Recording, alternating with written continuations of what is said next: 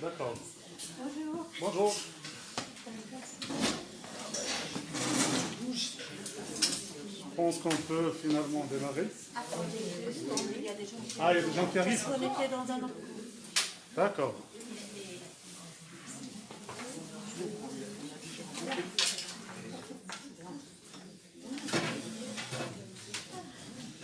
Donc, on va essayer de faire progressivement, de ne pas trop avancer en attendant 2 ou 3 minutes. Mais je réitère mes excuses pour le contretemps. C'est dû au délai, à un mail de l'administration qui n'était pas très clair sur la date. Donc, c'était entre la semaine numéro 20 et le 20 mai. Moi, j'ai cru que c'était le 20 mai et c'était ce qui est écrit. Donc, c'était à cause de ça. Et l'année prochaine, on leur rappellera quand vous viendrez. Voilà, c'est ça. Vous dites oui, voilà, c'est ça. Voilà, c'est la même chose. Non, mais là, c'est plus explicite. Voilà. Non, là, c'est plus explicite parce qu'ils ont écrit le 20 mai. Ben, on va pouvoir commencer. Donc, c'est un sujet qui n'est pas vraiment un sujet d'actualité, au cœur de l'actualité, mais qui a trait à l'actualité, au fond. Comme vous pouvez le savoir, on en parlait tout à l'heure, c'est l'interaction civilisationnelle. C'est tout le débat qu'on a aujourd'hui, aussi bien dans le monde arabe, on verra aussi pour cette appellation, et qu'en Occident. Donc, l'année dernière, ça tombe bien parce qu'il y a quelques semaines, j'ai travaillé sur... j'ai préparé une émission. C'est une émission pour Al Jazeera Arabique. Malheureusement, elle ne se diffuse pas en anglais. Sur les livres controversés ou bien les livres les plus influents. Et j'ai travaillé sur la théorie de Samuel Huntington. Le choc des civilisations. Et comme vous en doutez, c'est plein de lacunes et c'est plein de pertinence aussi. Et je pense que nous sommes dans ces interventions, nous sommes au cœur du sujet.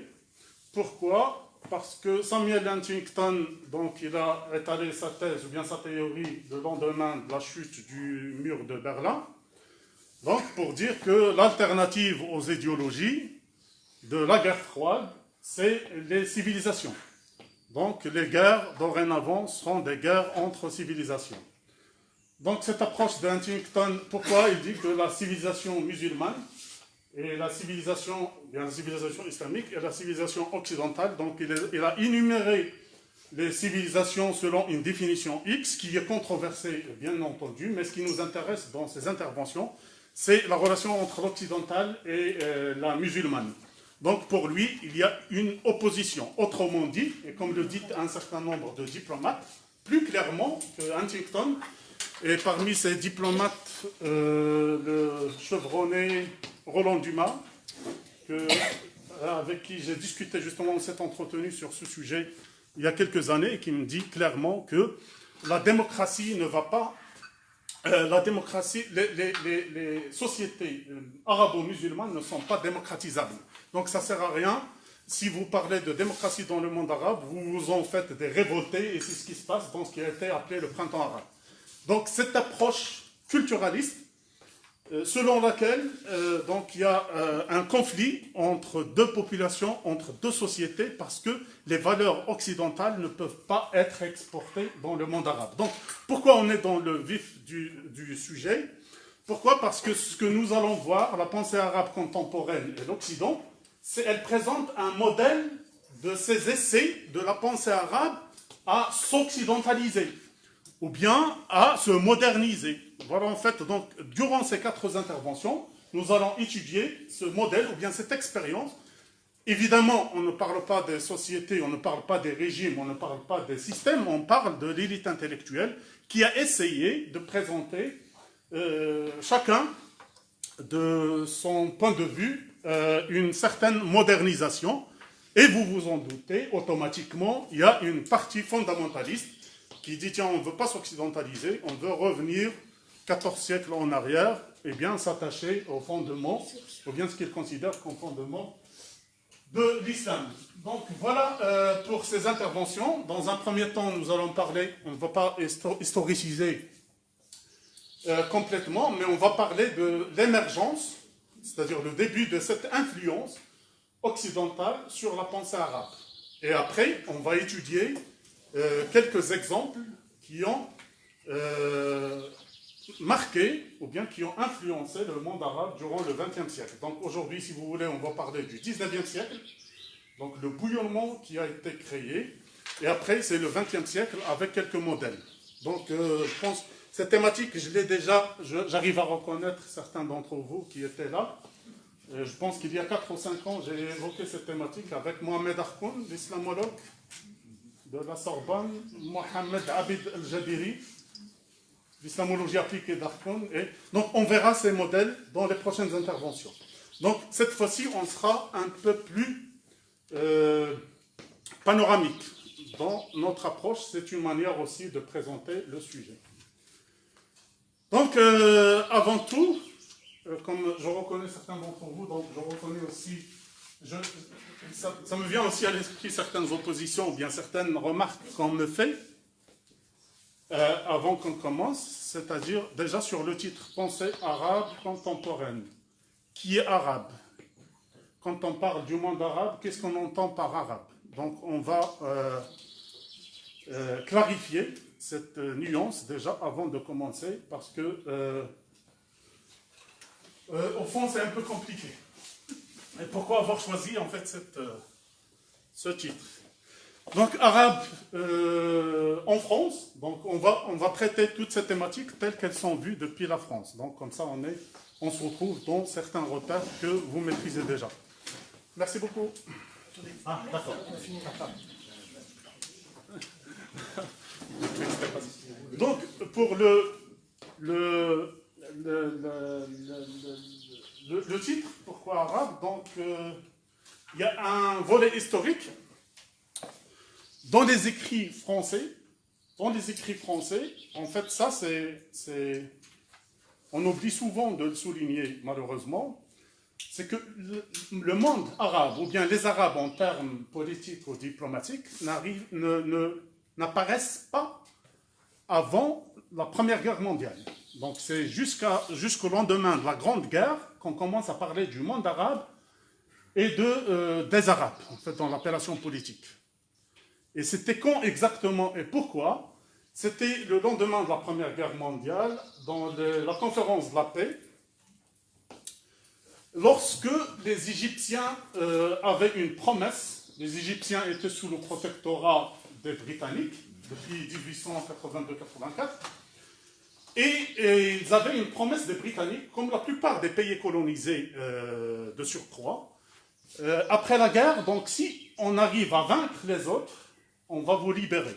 Voilà en fait la promesse qui a été lancée par les Britanniques aux Égyptiens. Donc, en 1919, les Égyptiens demandent aux Britanniques de tenir leurs promesses. Et ils ont constitué une délégation qui viendra à Paris, normalement qui devait venir à Paris pour assister à la conférence de la paix et présenter les revendications de la population égyptienne. Donc, à la dernière minute, les Britanniques refusent. Qu'est-ce qui se passe? C'est que, voilà, les autres, on s'étalera sur ça parce que c'est l'une des sources de la laïcité au sens institutionnel du terme. C'était ce refus britannique parce qu'ils ont rassemblé toutes les nuances politiques et idéologiques parce qu'ils se battaient pour la décolonisation. Et quand ils ont refusé, donc cette délégation même a créé un parti politique en 1919 qui s'appelle le Parti de la délégation, Al-Wafd en arabe. Donc c'était le premier parti politique laïque dans le monde arabe. On s'étalera sur ça quand on parlera du XXe siècle, mais là aujourd'hui, ils ont refusé, et pourtant, ils ont refusé la présence de la délégation égyptienne, et pourtant, l'émir Faisal Hachimite, le fils du gouverneur de la Mecque à l'époque pour les Ottomans, était présent lors de la conférence de la paix, était présenté comme délégué, représentation de la délégation des Arabes. Et les Égyptiens demandaient pourquoi. En fait, il n'y a pas de délégation des Arabes, il y a une délégation de Hijaz, c'est-à-dire l'Arabie saoudite actuelle. Donc l'émir Faisal représentait ses siens. Donc jusqu'à cette époque-là, quand on dit les Arabes, c'était le Hijaz. Donc après, quand on parle du monde arabe, donc on s'étale sur l'Afrique du Nord. Et de là, justement, parmi les critères de cette appellation arabe, c'est le critère généalogique. Donc on a trois ou quatre critères. Le premier, c'est le critère généalogique. Donc il est arabe, celui qui est ressortissant, ou bien qui a un ancêtre ou plusieurs ancêtres issus de l'Arabie Saoudite. Donc là, c'est le critère généalogique. Le critère linguistique, il est arabe, celui qui parle la langue arabe, donc ce qu'on appelle aujourd'hui arabophone. Et la troisième, c'est politique. Donc vous dites le monde arabe, c'est-à-dire les pays de la Ligue arabe, qui sont 22. Et à chacune de ces applications, chacun de ces critères, il y a des défauts. Par exemple, la Ligue arabe, vous avez les îles Comores, par exemple, qui ne sont pas arabophones. Et qui sont, quand on vous dit le monde, la Ligue des pays arabes, donc on inclut automatiquement les îles Comores. Donc ce que nous allons faire, nous, aujourd'hui, c'est que ni politique, ni généalogique, donc on va utiliser une notion géographique. Donc, quand on dit pensée arabe, parce que parmi les intellectuels, justement, Mohamed Harkoun, dont on a parlé tout à l'heure, parmi les intellectuels, il est kabyle, donc il n'est pas arabophone. Donc, on n'utilisera aucun de ces critères pour n'écarter personne. Donc, on utilisera l'appellation géographique, c'est-à-dire le Moyen-Orient et l'Afrique du Nord, excepté la Turquie et l'Iran. Donc, on ne parle pas de la Turquie et de l'Iran, on ne parle pas de tous les pays musulmans, on parle que des pays arabo-islamiques, ou bien arabo-musulmans. Donc, voilà, c'est la pensée arabo-musulmane qu'on va évoquer. Donc, on inclut automatiquement les arabophones et arabo-musulmans, ceux qui ne sont pas arabophones, comme les berbères, les amazirs, et les Kurdes, par exemple, qui font partie de cette région, sont ni turcs ni perses, mais qui sont inclus dans le monde arabe. Donc, on va parler de la pensée arabo-islamique ou bien arabo-musulmane contemporaine. Et pour faire le raccourci, donc, on évoquera la pensée arabe contemporaine. Oui. La Ligue des pays arabes existe depuis quand? La Ligue des pays arabes. La Ligue des pays arabes. Oui. Telle qu'on la connaît actuellement. Telle qu'on la connaît actuellement. Moi, je parle de notre type. Depuis quand Oui, existe-t-elle? le lendemain de la Deuxième Guerre mondiale, oui. les pays ont acquis leur indépendance. Oui. Oui. Voilà, donc ça n'existe pas depuis toujours. Ouais. Donc, et ces alliances régionales ont succédé. Le Conseil de la coopération du Golfe, etc. Ils sont venus après. Donc, quand j'ai évoqué tout à l'heure le volet historique, c'était par rapport à l'appellation française. Donc, pour la pensée arabe, on va, comme vous le savez très bien, donc la culture arabo-islamique. Donc, on ne va pas aller plus loin. On commence les révélations islamiques. Donc, tout le monde, on a ravagé tout ça dans l'islamologie classique. Et puis, il y a les Omeyyades qui ont succédé, les 4 califes qui ont succédé au prophète de l'islam, Mohammed. Et puis, les Omeyyades qui sont venus jusqu'en Andalousie. Et puis, les Abbasides, etc. Et puis, l'Empire ottoman. L'Empire ottoman qui a régné pendant 5 à 6 siècles dans la région. Donc, c'était jusqu'au Maroc. Le Maroc n'était pas... Donc, ils ont pris jusqu'en Algérie. Excepté le Maroc. Le Maroc était alors une puissance, bien s'allier avec les Espagnols, donc on peut le considérer comme ça. Et l'Asie et le sud de l'Europe. Donc toute la région qu'on appelle aujourd'hui le monde arabe était sous le règne des Ottomans. Pourquoi on fait référence à ce détail politique? Parce que le dogmatisme religieux qui a régné dans le monde arabe depuis des siècles était bien incarné par l'Empire ottoman. Donc cette région était sur le plan intellectuel restée figée pendant des siècles. Donc c'est bien qu'on ait évoqué les Omeyyades, c'était l'âge d'or de l'islam. Donc ces interactions civilisationnelles dont j'ai parlé tout à l'heure, on s'est toujours fait une idée sur ces interactions à travers toute l'histoire sur des points de contact. Donc les Omeyyades jusqu'en Andalousie, c'était un point de contact. Les croisades du Moyen-Âge, on en parlait tout à l'heure, c'était un autre point de contact. Et depuis l'époque grecque aussi, avait des points de contact via le commerce qui ont impacté le monde arabo-musulman exactement. Et après sont venues les traductions et tous les autres éléments. Mais il y a toujours si vous voulez, dans ces points de contact, un facteur déterminant qui est la guerre. Donc il y a la guerre, c'est la destruction, c'est parfois des crimes de guerre, mais il y a aussi cette influence intellectuelle, civilisationnelle, idéologique. Donc pour l'Empire ottoman, il est resté figé pendant des siècles jusqu'à 1798. Donc 1798, point clé dans l'histoire de l'Empire ottoman. Pourquoi? C'était la campagne de Napoléon. Donc avant 1798, c'était stable, un empire immense. Son économie étant basée essentiellement sur le commerce et l'agriculture. Mais à partir du 19e siècle, on commence à voir l'émergence de l'industrialisation de l'Occident. Et donc l'Empire ottoman commence à se sentir dépassé. Mais juste avant ce détail de 1798, il y avait un autre détail très important. C'est celui de la Révolution française en 1789. Et ça, en fait, on oublie souvent de parler de ça. Et c'est très important. Ce n'est pas parce qu'on est en France, mais c'est très important parce qu'à cette époque-là, il y avait des relations très étroites entre les Ottomans et les Français. Et c'était Sélim III. Sélim III qui a repris le pouvoir. Non. Sélim III qui a repris le pouvoir. Sélim III qui a repris le pouvoir en 1789 et qu'on appelle aujourd'hui le sultan réformiste. C'est le symbole de la réforme dans la Turquie actuelle et dans l'histoire de l'Empire ottoman.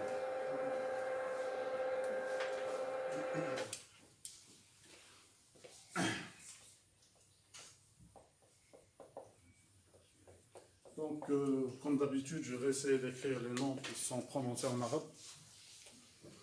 Donc, Sélim III, en 1789, il a envoyé une expédition discrète en France pour se former sur le plan militaire et pour acquérir les techniques modernes dans la gestion des affaires militaires dans un premier temps. Pourquoi? Parce qu'il y avait des petites révoltes des janissaires. Donc ça, c'était passé dans... ça a commencé à partir du XVIIe siècle, mais s'est accentué à partir du XIXe siècle, la révolution des janissaires. Vous voyez, dans l'Empire ottoman. Donc en 1792, son émissaire revient avec un rapport. Et avec ce rapport, le Sélim III va enclencher un certain nombre de réformes, que ce soit sur le plan militaire ou que ce soit sur le plan juridique. Donc les réformes n'étaient pas acceptées par les ulémas, les savants.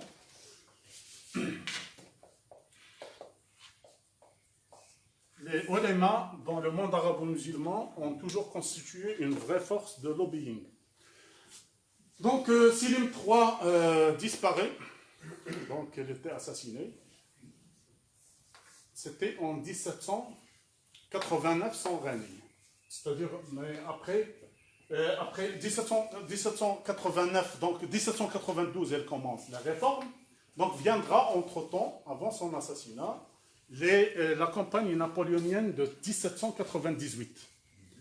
Donc l'Empire ottoman qui était gouverné depuis Constantinople et qui avait des gouverneurs un peu partout dans son empire, y inclus dans le monde arabe, a commencé déjà à réfléchir, à entamer des réformes. Donc 1798, qu'on considère toujours comme point clé début des réformes avec la campagne de Napoléon, ne l'est pas, mais en fait c'est une idée, ne l'est pas vraiment, mais c'est une idée reçue, c'est une vérité médiatique qui a été instaurée dans le monde arabe. Mais la réalité, c'est que ça a commencé en 1789, avec Sélim III.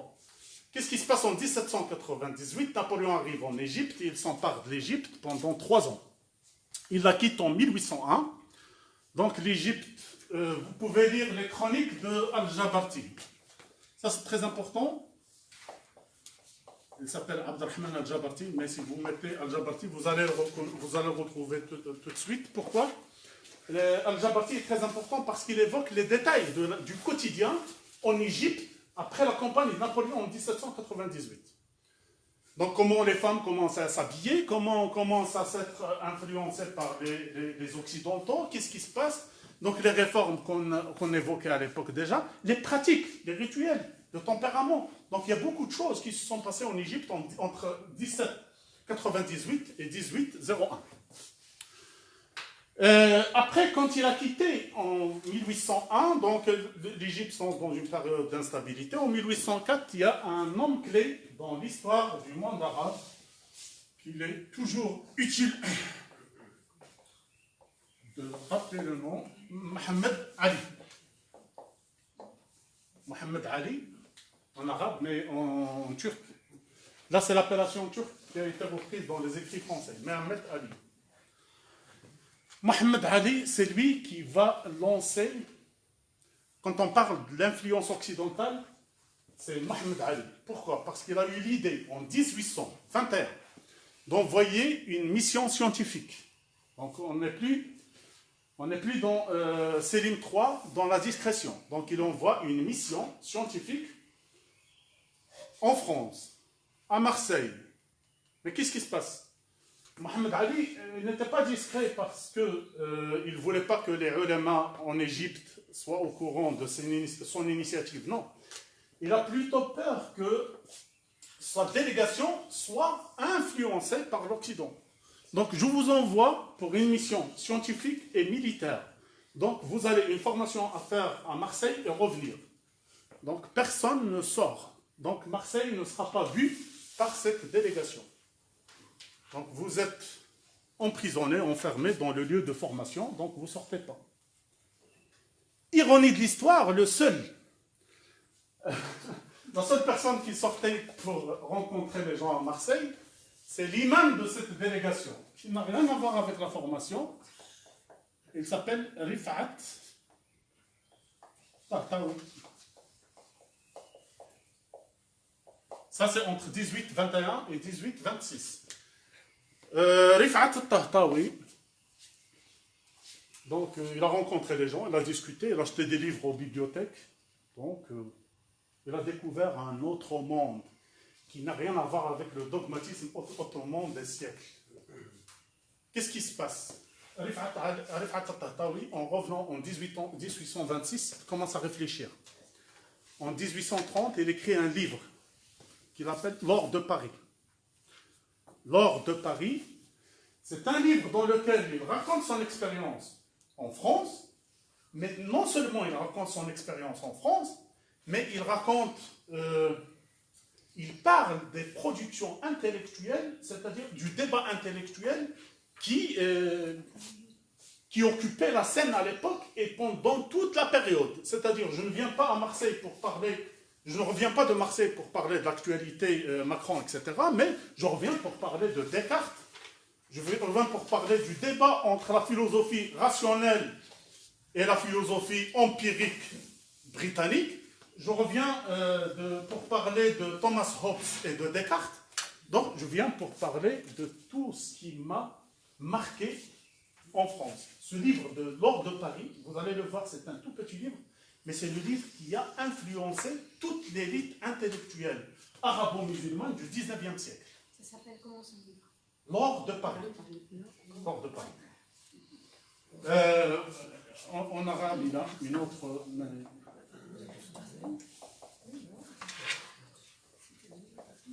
C'est quoi en arabe? Jawhar Baris fi Tarkhis Idris. Donc c'est un peu plus long et ça n'a rien à voir avec la traduction, mais le contenu c'est pareil. Ouais. L'Or de Paris, c'est le livre qui a, si vous voulez résumer tout ce qu'on va voir aujourd'hui, c'est dans ce livre.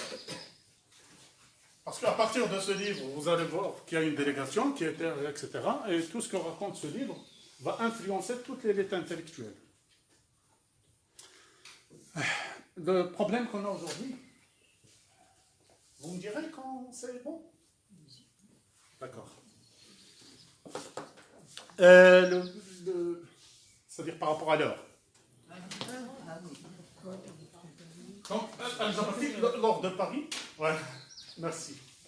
Donc, on va faire, si vous voulez, comme d'habitude, on fait 1h15 et puis un petit peu de débat. 1 heure et puis on discute, comme vous voulez. Sinon, vous pouvez m'interpeller à tout moment pour poser des questions. Donc, l'ordre de Paris va impacter, ou bien va influencer tous les intellectuels arabes ou arabo-musulmans de l'époque. Comment? Parce que Rifat Tahtawi, il n'a pas écrit ce livre, il a dit c'est bon, je vous ai raconté mon histoire, donc c'est à vous de faire le reste. Non? Il a créé une école de traduction. Vous voyez que la traduction a toujours joué un rôle très important dans cette interaction civilisationnelle. Donc il crée, c'est avec le soutien de Mohamed Ali toujours. Donc c'est pourquoi on considère que Mohamed Ali est le père des réformistes dans l'Égypte moderne. Donc lors de Paris, il crée une école de traduction, donc il commence à traduire les œuvres de... C'est vrai que la traduction n'était pas, en fait ça on le verra à la fin du 19e siècle,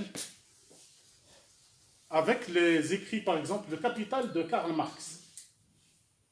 Le Capital de Karl Marx, donc ce n'est pas Rifat Tahtawi, donc la fin du 19e siècle, il a été traduit politiquement. Pourquoi? Parce que c'était le sérail ottoman qui s'occupait de la traduction, et automatiquement, elle n'acceptera pas qu'on propage et qu'on diffuse des idées révolutionnaires. Donc, c'était très politique. Ça, il faut le retenir parce que, en fait, cette mauvaise traduction, ou bien cette traduction ottomane, surtout de l'héritage marxiste et socialiste, et il continue à circuler aujourd'hui dans le monde arabe, dans certaines régions, et ce n'est pas la bonne traduction. L'essentiel, c'est que Rifat Tahtawi a pris cette initiative et donc se lance un grand débat en Égypte, mais aussi au Liban, en Syrie. On ne parle pas encore de la Libye, la Tunisie, le Maroc, l'Algérie. Pourquoi? Pourtant, quand on parle de 1798 de Napoléon, il y a 1830 en Algérie. Donc les Français s'emparent de l'Algérie en 1830, mais on n'a pas eu un processus pareil. Pourquoi? Parce que ce n'est pas parce qu'il n'y avait pas de réformistes en Algérie comme Mohamed Ali. Il y avait un processus, mais qui se passait sur le plan religieux, etc. Mais pourquoi? C'est parce que, d'une part, vous avez la politique éducative coloniale française, avec toute sa particularité dans les pays comme l'Algérie. Donc on n'accepte pas la scolarisation jusqu'au début du XXe siècle, et c'est pour la classe moyenne, pour l'élite, etc. Donc il y a ce premier paramètre. Il y a le deuxième, c'est celui, en Égypte, on était sous protectorat britannique, donc ce n'était pas de la colonisation. Mais, donc c'est surtout cette, il y a une nuance pour certains, c'est protectorat britannique ou bien colonisation britannique ou colonisation française, il y a des nuances. On peut toujours parler de ça, et je pense que j'en ai déjà parlé l'autre fois. Même au sein de la France coloniale, vous avez plusieurs écoles. Vous avez l'école de Lyautey qui prend en considération les particularités culturelles locales des indigènes, des populations indigènes. Vous avez l'école de Gouraud qui est plutôt éradicatrice et qui ne prend pas en considération. Donc ça, c'est des nuances. Oui, Gouraud, oui. Et Gouraud, c'était un élève de Lyautey, pourtant. Gouraud, ouais. Ouais, le Gouraud, il a fait ses armes au Maroc, je pense, avec Lyautey. Donc il a combattu au Rif, au nord du Maroc, avant de partir en Syrie en 1920. Il est plutôt connu pour sa phrase Saladin, réveille-toi, nous sommes de retour, etc.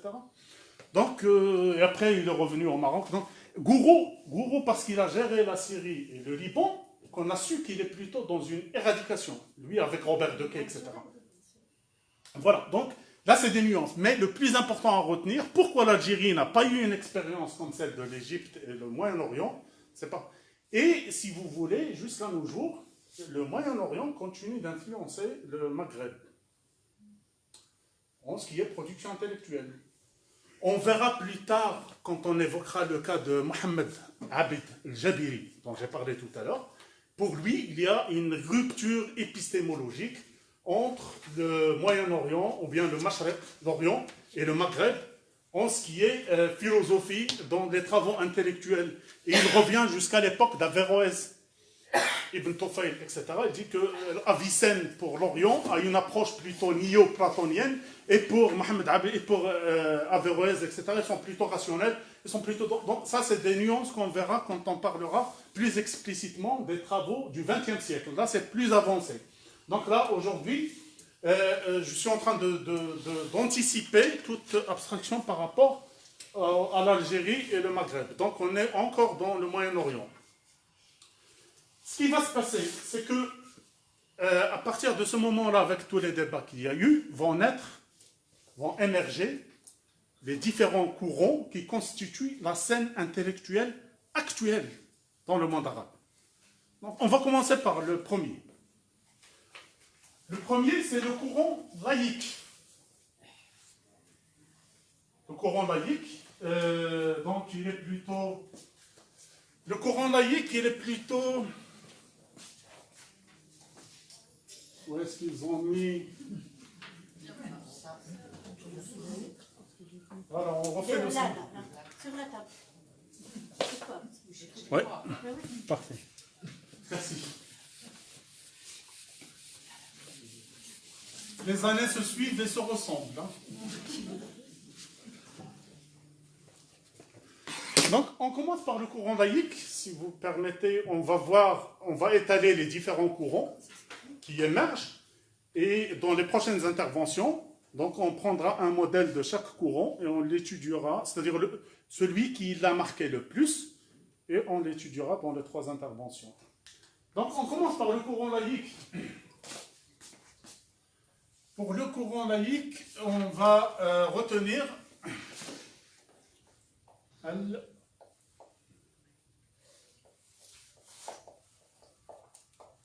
Comment vous écrivez courant? Laïque? laïque.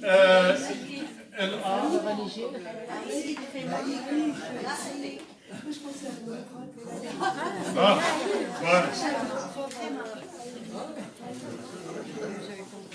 Vous êtes au pays de la laïcité. Donc, il est impossible de se tromper sur ce. Le courant laïque, il a été initié par ceux qu'on appelle en France, et là c'est un vocabulaire français, les chrétiens d'Orient. Ah oui, laïque, voilà. Donc, en féminin, on met le culon. Ouais. Donc, il a été initié par ceux qu'on appelle en France les chrétiens d'Orient, les maronites, au Liban, en Syrie. Je vais vous donner quelques noms, en fait, qui ont... Ouais. Là, ce que j'ai écrit, c'est Al-Muqtataf. Là, c'est la première revue scientifique dans le monde arabe. C'est une revue, oui. Donc, vous avez 2 noms. Al-Muqtataf, c'était en 1876. Et vous avez la deuxième, c'est Al-Hilal. Al-Hilal en 1892. Donc, vous avez toute une équipe d'intellectuels qui traitent des thématiques sur ces revues qui sont vendues partout dans le monde arabe. Donc, on commence à voir cette diffusion d'idées. Donc, Al-Muqtataf et Al-Hilal, on évoque quoi sur Al-Muqtataf et Al-Hilal? Parmi les noms, on retient Boutros Al-Boustani, par exemple. On retient la famille Marash, voilà. Donc, Francis Marash et Marianne Marash, sa sœur. Marianne Marash, c'est la première femme arabe à écrire dans la presse. Marianne Marash, c'est la sœur de Francis Marash, c'est une famille d'intellectuels. Vous allez voir Salama Moussa, par exemple, donc c'est toute une équipe qui traitait quoi? Elle traitait donc le positivisme, c'est ici, Auguste Comte, pardon, j'ai cru que c'était une question. Donc le positivisme d'Auguste Comte, le darwinisme, on parle pour la première fois dans le monde arabe du darwinisme. Donc quand vous êtes, après des siècles de dogmatisme religieux, et on arrive à briser ce tabou, il parlait du darwinisme, donc il y a tout un changement qui se fait. Donc vous avez le darwinisme, vous avez des idées de gauche, le marxisme, Saint-Simon, vous avez vous avez notre voisin, Pierre-Joseph Proudhon, les anarchistes aussi. Oui. Donc c'était Al-Muqtataf El-Hilal et un certain nombre de revues qui apparaîtront par la suite. Donc sur le plan, donc on ne se contente pas du darwinisme, etc., mais on commence aussi à avoir des slogans politiques. Pourquoi j'ai dit laïque? Parce qu'on commence à prôner les droits des minorités, on commence à prôner, à revendiquer le pluralisme, à revendiquer la démocratie pour tous. Tout ça, c'est nouveau. On va voir comment ça va impacter le plan juridico-politique, politico-juridique. Donc là, c'est le premier courant, laïque. On va passer au deuxième courant. Voilà donc celui qui s'apparente sur la même ligne dans l'autre côté. Donc on va prendre les réformistes. Les réformistes, on les appelle les salafistes réformistes, mais plutôt les réformistes islamistes, comme vous voulez. C'est bien que j'ai commencé par le Hilal al-Muqtataf et le darwinisme et le positivisme. Pourquoi? Parce que les trois initiateurs de ce courant étaient réfugiés à Paris. Donc le premier, c'est Gamal Din Afghani. Gamal Din Afghani, ou bien en arabe on dit parfois Jamal Din Afghani. C'est dans les réformistes ou les réformistes. Jamal Din Afghani, donc il a fui les Ottomans, il s'est installé à Paris. Il y a un deuxième qui s'appelle Mohamed Abdou. Jamal Din Afghani, Mohamed Abdou, si vous voulez, en fait, Jamal Din Afghani est disciple de Mohamed Abdou. Mohamed Abdou. Le troisième, c'est Rachid Reda. Par exemple, on peut retenir que les deux, Jamal Din Afghani et Mohamed Abdou. Ils s'installent à Paris. Et là, c'est le rôle double de la France, qui a toujours été joué par la France. Donc, la France coloniale s'est emparée des territoires. Il a attaqué tout le monde, et pourtant, il abrite encore les réfugiés et les opposants des autres régimes qui viennent. Donc, c'est aussi un territoire d'accueil. Donc, on sait très bien, en fait, il y a une société civile très forte, mais il y a des courants politiques qui réussissent quand même à influencer les décideurs politiques, mais c'est un rôle double qui a été joué par la France, et c'est-à-dire on ne peut pas se passer de ce commentaire-là, surtout quand on parle de Jamal Din Afghani, à cette époque-là. Donc à Paris, qu'est-ce qu'ils ont fait? Ils ont lancé une revue qui s'appelle Al-Urwa Al-Wuthqa. Je vais écrire son nom, comme ça vous la retenez. A-L-U-R-W-A. C'est très important à retenir parce que si vous voulez, il y a un débat. Al-Urwa Al-Wuthqa. Donc c'est UTCA. Il y a un débat très important qui a été lancé sur cette revue. Donc Al-Urwa Al-Wuthqa, c'était en 1884. Juste quelques mois après la parution, quand j'ai travaillé sur ce documentaire en 2014, je cherchais le siège en fait d'Al-Urwa Al-Wuthqa. Je trouvais que c'était actuellement un bar. Donc malheureusement, oui, je ne vais pas. Al-Urwa Al-Wuthqa. Donc Al-Urwa Al-Wuthqa, il a été lancé en 1884. Quelques mois après, il suscite un débat très important. Très très important. Jusqu'à nos jours, ce débat, vous pouvez, en fait, pourquoi je l'ai écrit, comme ça vous pouvez revenir sur ce débat qui a eu lieu entre qui? Gamal Din Afghani et un précurseur du positivisme français, qui est aussi considéré orientaliste, Ernest Renan. C'est un débat très important. Je ne dis pas ça pour le mettre en valeur, mais pourquoi c'est important. Ernest Renan, en mars 1884, donne une conférence à la Sorbonne. Et parmi les idées qu'il a étalées dans la conférence, il dit que l'islam s'oppose aux sciences, structurellement. par définition, par défaut. Donc, vous savez, un positiviste, la philosophie positiviste, donc on ne peut pas s'étonner en fait, ces propos. Pour un positiviste, c'est un scientiste, donc vous ne pouvez pas me parler de métaphysique et etc.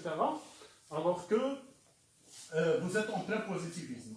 Automatiquement, Jamal Din Afghani lui réplique le lendemain, ou bien 2 jours plus tard, sur Al-Rawa al-Wutra, en arabe, parce qu'il était en arabe, il était publié en arabe, et sur le journal des débats politiques. C'était une revue qu'on a pris en France. Le journal des débats, vous avez toujours les archives sur la BNF, la Bibliothèque nationale de France. Vous pouvez trouver tous les numéros du journal des débats.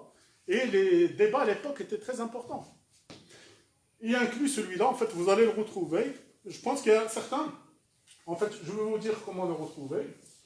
Donc, Jamal Din Afghani, quand il réplique, il lui dit j'ai beaucoup de respect pour vous, je suis toujours vos travaux. Comme c'est un orientaliste très connu dans le monde arabe aussi, Ernest Renan, il lui réplique que ce n'est pas l'islam qui s'oppose aux sciences, c'est une certaine lecture dogmatique de l'islam qui s'oppose aux sciences. Et c'est ce que vous êtes en train de voir aujourd'hui.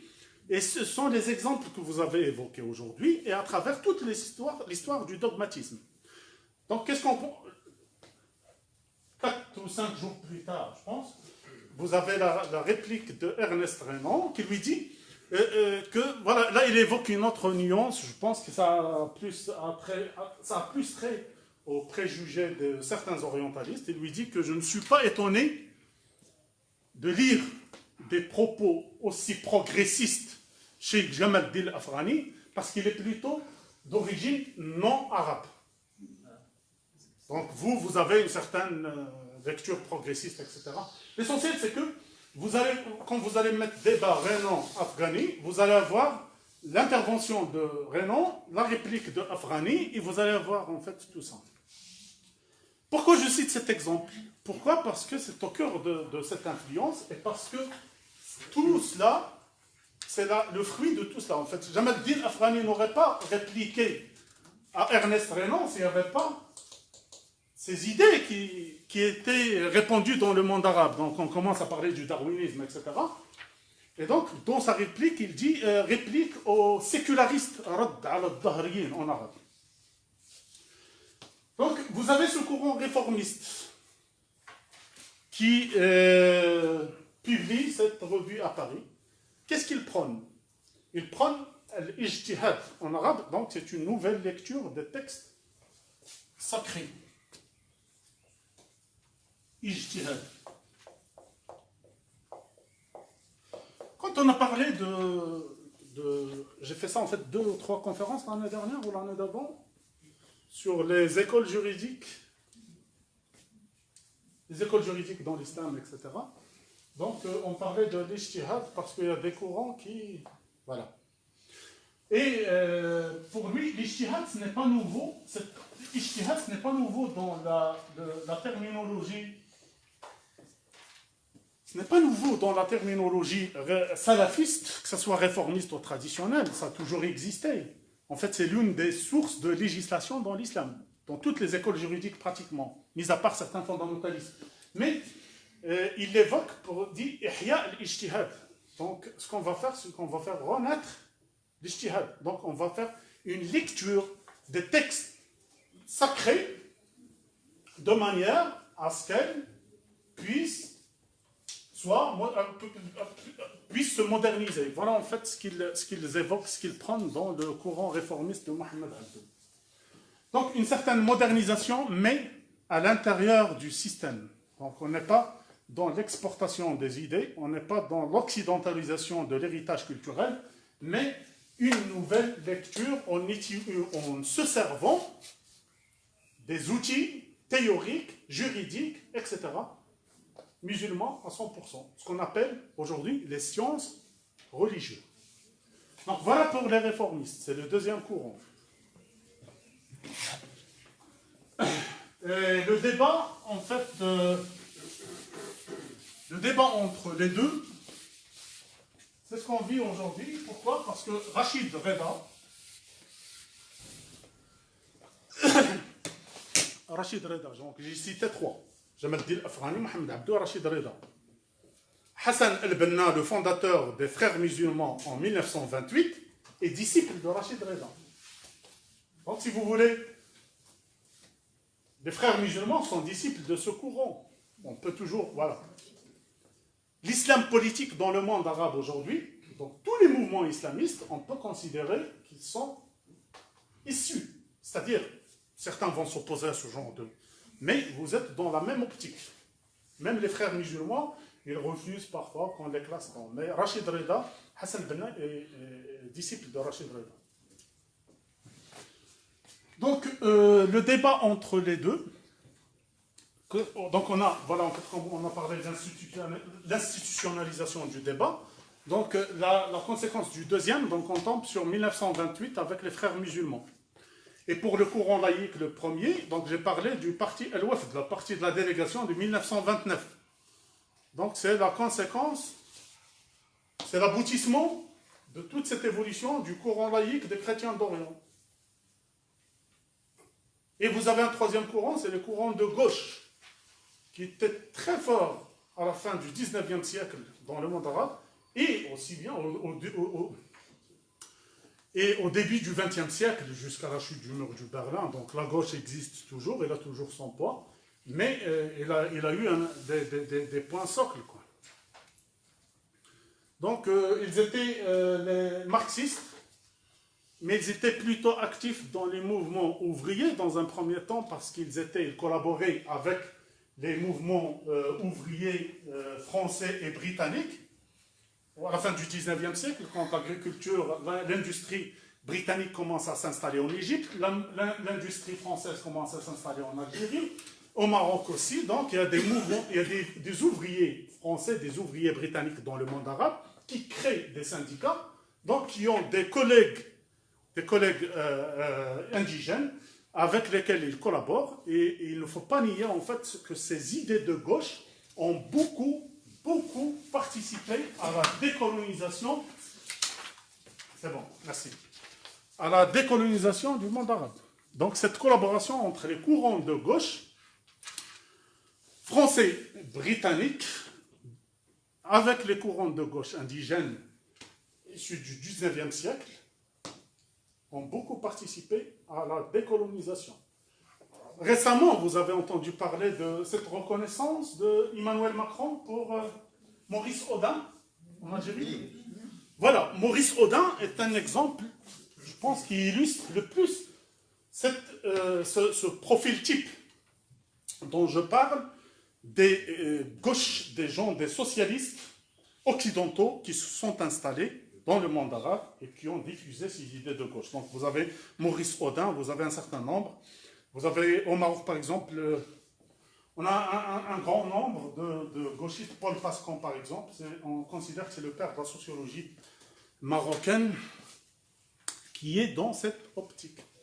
Donc vous avez les courants de gauche qu'on peut considérer, c'est-à-dire qu'on peut les classer avec le courant laïque, mais on aime bien faire la nuance eu égard du contexte géopolitique de la France, de l'époque, et du monde au début du XXe siècle.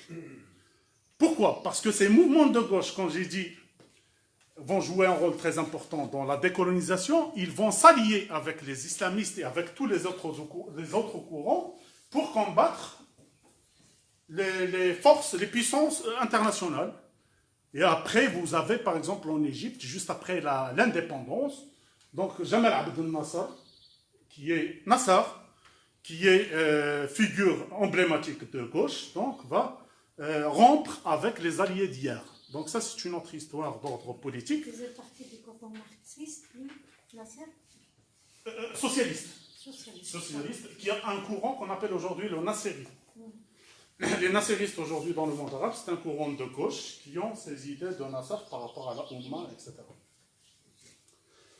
La nuance, en fait, entre les socialistes et les laïcs, donc j'ai parlé tout à l'heure du courant laïque sans évoquer aucune appartenance idéologique quelconque, mais parce que vous pouvez retrouver parmi ces gens-là, laïcs, des islamistes aussi.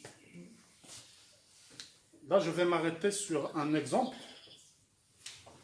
En 1900, dans les années 30, je ne retiens pas l'année plus exactement, mais vous avez Ali Abdelrazak. Donc on va se débarrasser de tout ça aujourd'hui pour qu'on ait plus de temps pour les autres. Ali Abdelrazak, c'est l'un des fruits en fait de ce débat au début du XXe siècle, je pense les années 30. Il était juge à Al-Azhar en Égypte, juge à Al-Azhar qui a fait sa thèse à Oxford. En revenant, il revient avec des idées occidentales. Pensée arabe contemporaine et l'Occident. Il écrit un livre qui s'appelle L'Islam et les fondements du pouvoir. C'est un petit livre, 128 pages, qui a suscité une controverse à l'époque, et il a été diabolisé dans la presse. Il n'y a pas eu de procès, mais il a été beaucoup diabolisé dans la presse. Pourquoi? Parce qu'il dit que l'islam ne s'oppose pas à la laïcité, au sécularisme. L'islam a toujours été séculariste. L'État dans l'islam, on n'a pas de notion de l'État religieux. Depuis le prophète, on n'a eu que des États civils. Voilà en fait l'idée, la thèse de Ali Abdelrazak dans son livre. Donc si vous voulez, Ali Abdelrazak, il représente quoi? Il représente l'aboutissement de cette influence entre les deux courants dont on a parlé. Donc vous avez certains qui tirent vers le côté séculariste, vous avez d'autres qui tirent vers le côté fondamentaliste. Donc ce troisième courant, si vous voulez, on ne va pas trop l'évoquer, c'est les fondamentalistes qu'on connaît aujourd'hui. Donc c'est les djihadistes qui prônent la violence, etc. Donc pour récapituler, qu'est-ce qu'on a?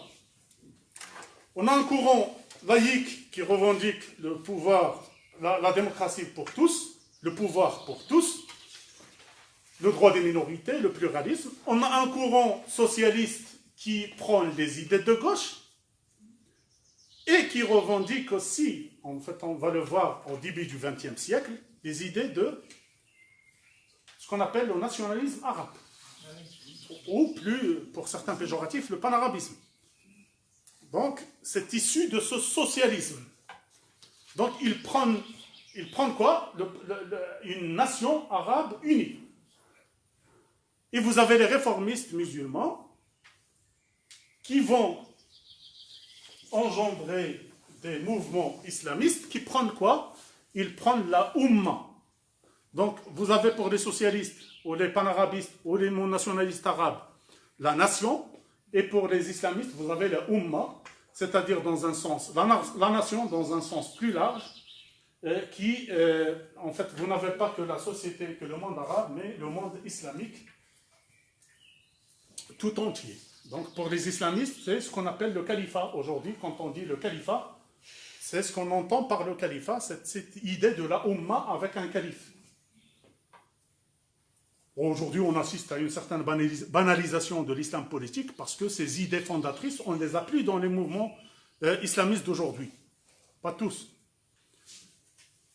Donc vous avez ces trois courants essentiels qui vont avec le troisième qui est le courant fondamentaliste, qui vont se lancer dans une bataille d'idées pendant 2 siècles pour arriver à ce que l'on a aujourd'hui. Et lors de ces batailles, vous allez avoir en fait 2 ou 3 idées pour qu'on termine avec ça. Ce n'est pas en marge de cette bataille, mais c'est au cœur de cette bataille, de l'influence occidentale.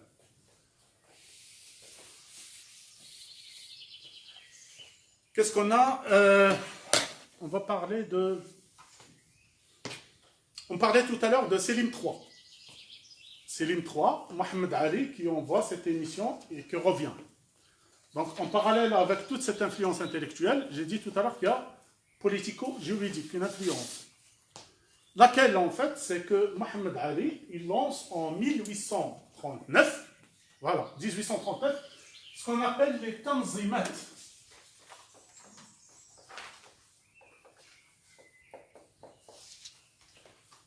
On me reproche souvent de ne pas évoquer ce volet politique, donc je vais on va essayer de le ravager cette fois-ci, comme ça on a fait tout On a tout fait par rapport à cette influence occidentale. Les tanzimat, pour les Turcs, c'est un terme arabe qui veut dire tanzim. Tanzim, c'est-à-dire l'organisation, mais c'est des réformes qui ont été lancées en 1839 par Mohammed Ali, juste après l'expédition de 1821-1826, dans laquelle, donc ces réformes, qu'est-ce qu'ils prônent? Donc on n'avait pas d'État dans le sens moderne du terme. Dans l'Empire ottoman, vous avez un sultan et des gouverneurs un peu partout et des ulémas. Donc aujourd'hui, on se lance dans une modernisation de l'État. Donc on va réformer le code de la famille, on va créer la constitution. La première constitution dans l'histoire du monde arabe sera créée en 18, donc je fais ça pour l'aboutissement, en 1876. Donc le débat, les réformes se lancent en 1839. Donc donc vous avez un parlement aux années 60, mais la première constitution est élaborée officiellement en 1876. Donc la réforme du code de la famille, etc. Donc toutes ces réformes, la modernisation de l'État, dans le sens actuel du terme, on peut l'annoncer officiellement en 1876. Vous avez encore l'occidentalisation de la scolarité. Donc, on commence à avoir pour la première fois des écoles, dans le sens, donc, mis à part les écoles traditionnelles qu'on a toujours eues, donc des écoles dans le sens moderne du terme. Et ça, on l'a refusé. Pourquoi je vous ai fait tout à l'heure allusion à Al-Jabarti, les chroniques d'Al-Jabarti? L'une des choses qui suscitait l'émoi des Égyptiens en 1798, c'était l'occidentalisation de la scolarité. On n'accepte pas d'être dans une classe des garçons et des filles. Donc l'habillement, etc. Donc on va avoir ceci aux années 50 dans l'Empire ottoman. Donc ces réformes seront lancées, les tanzimat, en parallèle avec quoi? Toujours dans la scolarité, vous allez avoir la première université occidentale dans le monde arabe, ou bien la première université moderne. Pourtant, la première université, on sait toujours que c'est Al-Qarawiyyin, à Fès, au Maroc. Donc ça, c'est dans les universités traditionnelles. Mais là, la première université occidentale, ou bien dans le sens moderne du terme, c'était l'université américaine du Caire en 1866. Donc, je pense que c'est une date très importante à retenir. Elle s'appelait à l'époque le Syrian Protestant College. Après, ce sera l'université américaine de Beyrouth qu'on connaît aujourd'hui. Comment elle a été créée? C'était un rabbin, c'était un missionnaire, américain, qui s'appelle Daniel Bliss. C'était à Beyrouth. À Beyrouth, oui. Donc, il a eu l'idée aux années 60. Donc, il est parti aux États-Unis pour avoir des fonds. Et il a réussi à le faire. Donc, on a construit la première université en 1866. Et vous allez avoir une deuxième au Caire, l'université américaine du Caire. Ça existe toujours aujourd'hui, peut-être pour les deux. En 1819. En fait, si vous voulez, ce sont des dates clés. 1819. 1919, pardon. Donc la première c'était à Beyrouth, pardon. À Beyrouth, oui. Ça? À Beyrouth, oui. À Beyrouth, en 1866, Daniel Bliss. Elle s'appelait à l'époque Syrian Protestant College. En fait, après, on fait référence très peu à cette appellation. Parce qu'elle est plus connue sous le... Donc, vous avez en 1919 l'université du Caire. Donc, vous avez vu que tout ce processus qui a commencé officiellement en 1789 a abouti. Donc, si vous faites en 1789 et 1866 ou bien 1876, vous avez... Voilà. Voilà, c'est ça. Et ça, c'est très important, en fait, quand je parlais tout à l'heure du choc des civilisations. Quand on voit, en moins d'un siècle, on a pu faire beaucoup de choses. Bon, on a pu faire beaucoup de choses pour certains et pour d'autres, on a détruit beaucoup de choses. Hein. Vous en doutez. C'est-à-dire que cette idée de modernisation n'est pas impossible. Ceci concernant les influences. Est-ce que vous avez des questions? Vous pourriez revenir sur la Oumma, parce que franchement, le concept est un peu... Élément? La Oumma. La Oumma, d'accord.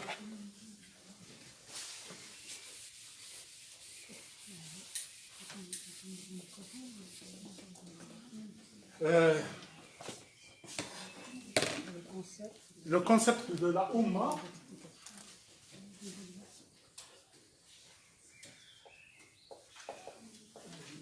très judicieux comme question en fait, parce que j'ai survolé tout à l'heure au début un certain nombre d'idées que je devais présenter pour mieux contextualiser le sujet. La Oumma, ce n'est pas... vous avez en 634, donc les premiers califes, 634, etc. Donc on a déjà vu ça en détail. Après, il y a les Omeyyades. Les Omeyyades qui viennent et qui continuent leur conquête. Donc ce terme de conquête est très controversé dans le monde arabe, mais historiquement, on ne peut pas l'appeler autrement. Donc les Omeyyades, qu'est-ce qu'ils ont créé? Ils ont créé une Oumma avec un calife. Donc on part de l'idée selon laquelle toutes les terres du monde sont musulmanes, ils nous appartiennent, donc à nous de les occuper et de faire convertir tout le monde à l'islam et de gouverner la terre.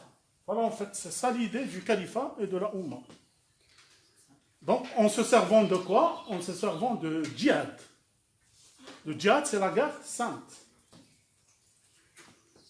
C'était ça le concept traditionnel. C'était ça qui faisait bouger, ou bien c'était l'idée qui agitait les Omeyyades à l'époque, et les Abbasides après.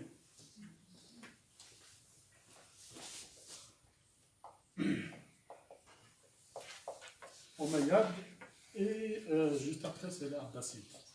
Donc vous avez des dynasties. Omeyyade, ça vient de Omeya. Omeya, c'est la tribu de Banu Omeya. En fait, ça, on l'a vu dans l'islamologie classique. Les Abbasides, ils sont venus juste après, avec la même idée. Donc, après, il y aura des guerres, il y aura des fractions qui vont apparaître au fil des années, et donc jusqu'à l'apparition de l'Empire ottoman. L'Empire ottoman, il a entretenu cette idée de Oumma avec un calife qui n'est autre que le sultan. C'est pourquoi, en fait, cette idée de s'emparer du sud d'Europe, et puis dans l'Asie, etc. Alors, les islamistes ont toujours, donc, ils ont entretenu ce discours avec un grain de modernisation. Voilà, en fait, ce qui s'est passé. Ils ont entretenu ce discours. Pourquoi j'ai dit tout à l'heure la banalisation de l'islam politique? Parce que les idées de djihad aujourd'hui n'existent pas. Chez la plupart des mouvements islamistes qu'on connaît, les frères musulmans par exemple, ils ont laissé tomber, entre guillemets, un certain nombre de principes fondateurs. Voilà en fait pour la Oumma, donc on part sur ce principe-là que je viens d'évoquer. Et les islamistes, donc quand ils ont lancé même leurs réformes, ils ont toujours eu cette idée de réunir tous les musulmans sous l'égide du califat. Et en contrepartie, les socialistes, la gauche, a entretenu l'idée de la nation. L'idée de la nation chez la gauche nationaliste arabe, elle n'est pas basée sur le califat, elle est basée sur la guerre, le conflit arabo-israélien. Donc il faut qu'on constitue un front pour combattre les Israéliens parce qu'ils s'emparent de quoi? Ils s'emparent pas de la Palestine, d'un autre territoire. Donc on passe aujourd'hui du conflit arabo-israélien au conflit israélo-palestinien. Donc là, c'est l'un des enjeux, si vous voulez. J'ai dit tout à l'heure la banalisation de... Vous pouvez, en fait, ces idées, si vous pouvez... Vous connaissez Georges Corn? Georges Corn. Georges Corn, en fait, quand il critique ces nouveaux... Georges Corn, un Libanais, qui était ministre, mais c'est l'un des intellectuels les plus respectés et les plus engagés. Il était conseiller du régime algérien aussi pendant plusieurs années, en tant qu'économiste, mais qui théorise sur le plan idéologique et intellectuel. Il a des écrits très répandus et très sérieux. Ses travaux sont vraiment... Moi, personnellement, je trouve que c'est rigoureux et que c'est objectif. Georges Corn, quand il parle des mouvements socialistes, dont on vient de parler, il dit que c'est banalisé parce que le local l'a emporté sur le national. Donc Hamas aujourd'hui, en Palestine, donc Hamas se bat pour Hamas. Hezbollah se bat pour Hezbollah. Donc on n'a plus cette idée de la Ummah chez Hezbollah pour les islamistes, on n'a pas cette idée de la nation chez les autres. Donc voilà pour les nationalistes. Donc j'ai dit que c'est le conflit arabo-israélien. Et après la défaite de 1967, donc on va voir ce qu'un autre Libanais, Georges Tarabichi,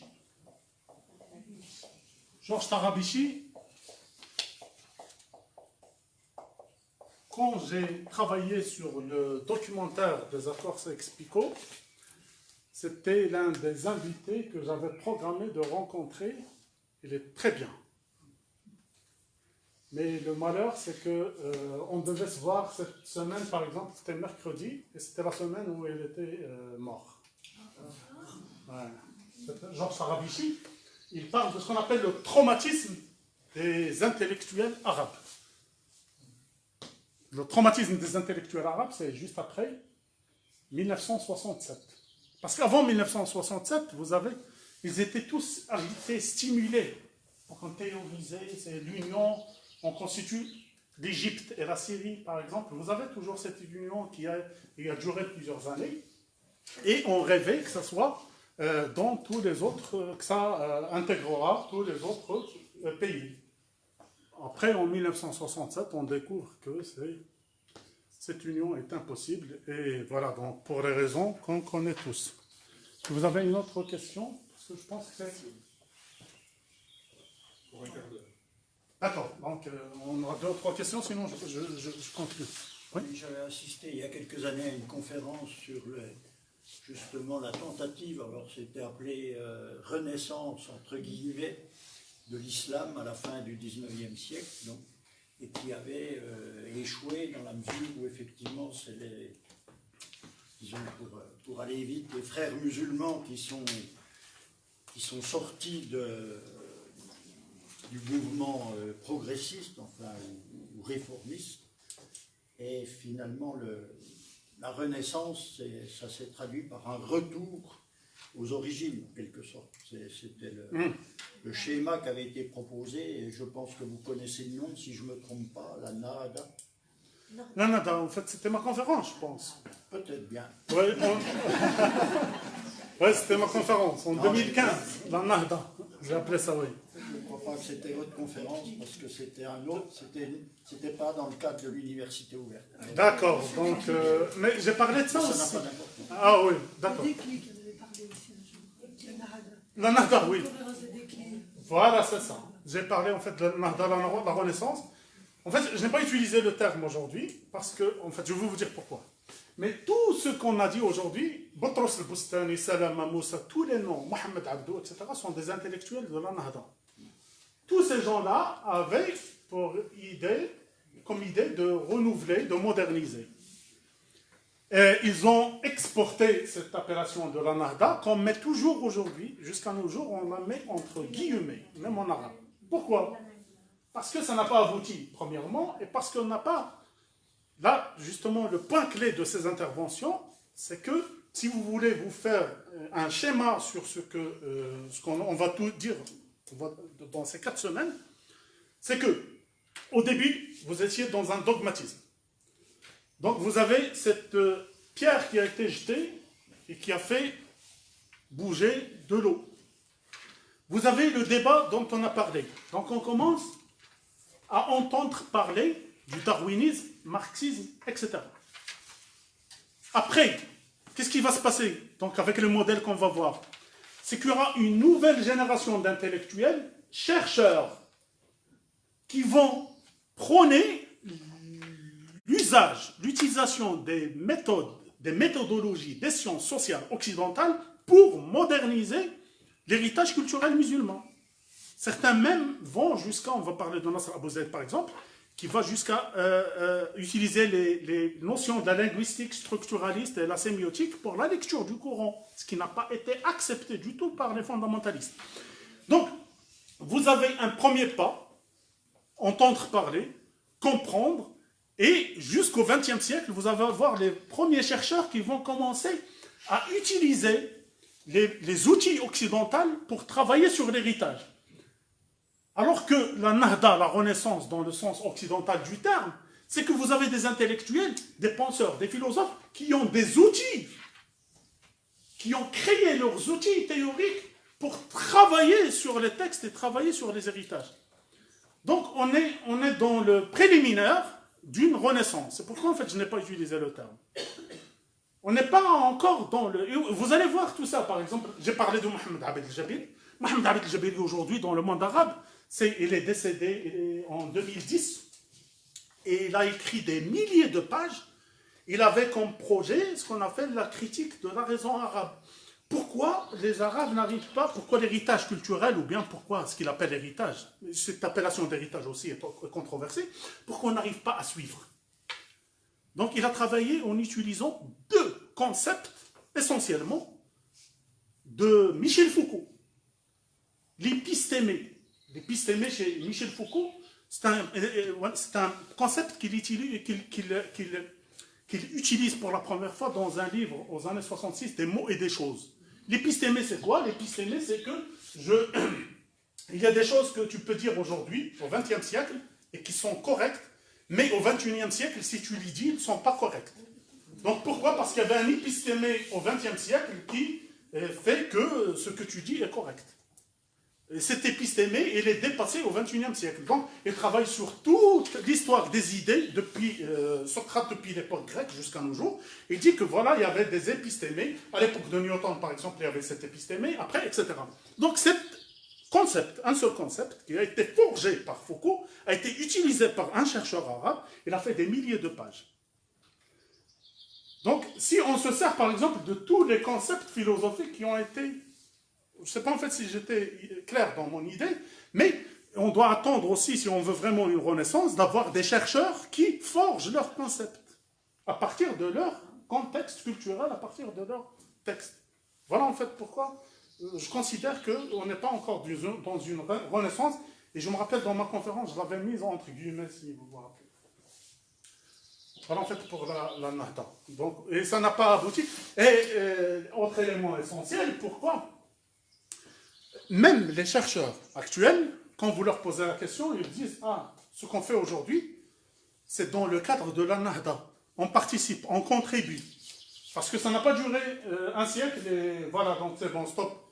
Il y avait une génération qui est partie, c'est bon. Non, on continue, donc les travaux des uns et des autres, les concepts, il y a toujours des gens qui utilisent ces méthodes, par exemple l'anthropologie structuraliste, fonctionnaliste, interprétationniste, pour travailler sur les textes religieux. Ils se présentent comme étant de la Nahda. Mais personnellement, je considère que ce n'est pas encore le cas. Donc, ce qui se passe, si vous voulez, l'idée de la Nahda, pour la résumer, c'est qu'on va chercher une issue. Donc, on en a assez du dogmatisme, on en a assez de cette situation de blocage, figé. Donc, on doit chercher une issue pour adapter notre idéologie ou bien notre héritage culturel aux valeurs modernes. Voilà, en fait, c'est ça l'idée. Donc chacun a essayé de le faire à sa manière. Donc, ceux qu'on va traiter dans les prochaines interventions, pour chacun d'entre eux, on va voir comment il a procédé. On va essayer de diversifier entre les uns et les autres. Si vous permettez. Et une autre? Oui. Quel est le rapport entre ce concept de la Narda et le parti islamiste tunisien qui a le même nom? Ah oui, en fait, ils ont utilisé ça pour leur marketing, quoi. Voilà, c'est du marketing. Mais, en grosso modo, un Nahda, comme j'ai dit tout à l'heure, il fait partie de ces mouvements islamistes qui sont issus des réformistes salafistes, parce que ce qu'on considère aujourd'hui, c'est que tous les mouvements islamistes dans le monde arabe, quand vous leur posez la question, ils disent on est indépendant des frères musulmans. Certes, ils sont indépendants, donc sur le plan, il n'y a pas de lien structurel, mais idéologique, oui. Donc vous êtes sur la même optique. Donc un Nahda, c'est une version tunisienne des frères musulmans, les frères musulmans de Hassan al-Banna qui est disciple de Rachid Reza, de Gamal Din al-Afghani. Donc on est toujours dans la Nahda au sens islamiste du terme.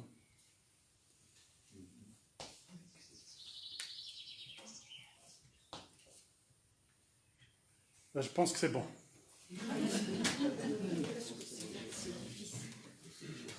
C'est difficile? Oui, c'est difficile.